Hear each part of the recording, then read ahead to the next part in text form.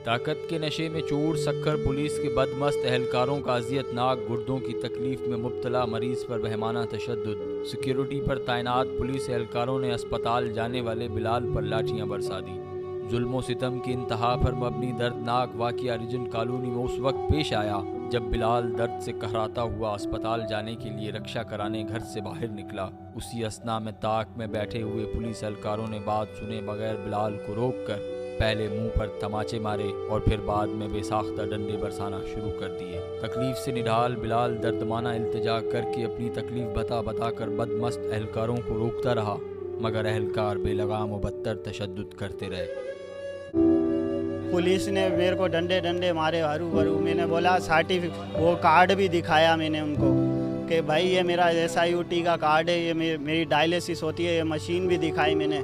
फिर भी उन्होंने जोरी मेरे को डंडे मारे, हाथों पे मारे। ये देखो ये नील पड़े में इधर,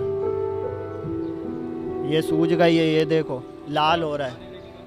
थाने भी लेके गए, उधर बयान लिए, बोले ये पुलिस वाले बोले 30-40 दिखाएं 30-40 दिखाएं 30-40 दिखाए नहीं, टोटल 12 बंदे दिखाए थे, 30-40 बता रहे, उनमें कोई भी नहीं था।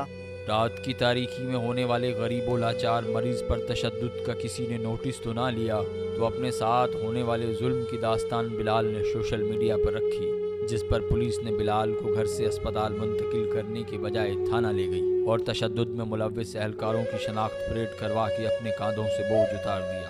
The mirror TV, Pakistan.